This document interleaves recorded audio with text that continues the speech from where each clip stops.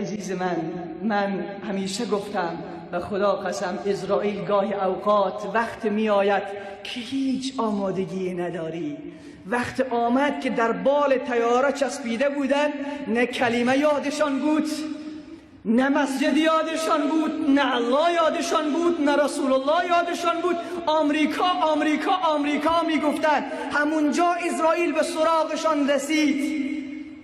چی بندی دل در این دنیا که چندین روز مهمانی، چون آگه مرگ آید پیش خوری آن دم پشیمانی. اونهایی که با آمریکا رفتن پشیمان میشوند، در وقت جان دادن پشیمان میشوند. چون آگه مرگ آید پیش خوری آن دم پشیمانی.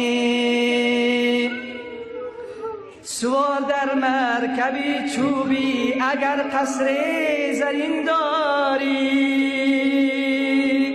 اگر شاه و اگر درویش اگر ملک جهان داری، دل غافل بکن توبه که مرگ اندر کمین داری.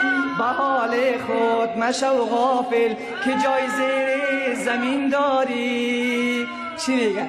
کجا شد آدم و حوا، کجا شد یوسف و موسی، کجا شد ایوب و یحیی، کجا شد نوح طوفانی.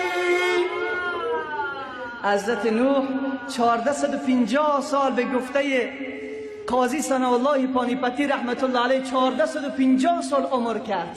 1450 سال از حضرت نوح پرسان کردن دنیا را چطور پیدا کردی؟ گفت دنیا را مثل دو دروازه، از یکش داخل شدم از دیگرش بیرون شدم. و خدا قسم این دنیا بقا ندارد. بیاییم دامن الله را ترک نکنیم.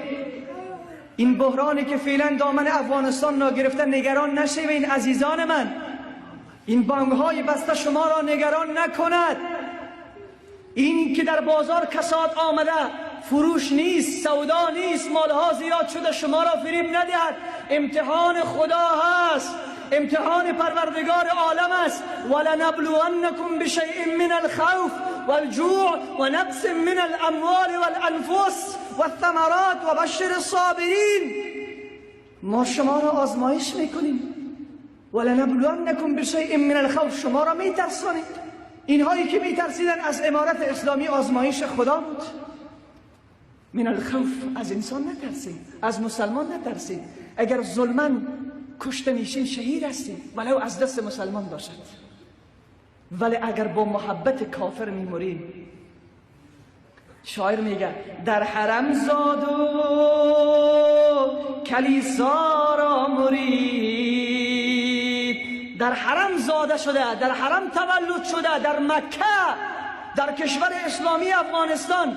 در حرم زاد و کلیسا را مرید. در افغانستان تولد شده ولی عشق و محبت کلیسای آمریکا داره. پرده ناموس ما را بردارید، ملت اغیار را رحمت شمرد. او ملت آمریکا را رحمت میداند. ملت اغیار را رحمت شمرد، رقص ها گرد کلیسا کرد و مرد. رقص به گرد کلیسا کرد و مرد. و خدا قسم الله پرسان میکنه. من یک سوال دارم از اونهایی که در آمریکا رفتن. این یک عزیز تماس گرفته، عزیز گفتم چون مسلمان از دل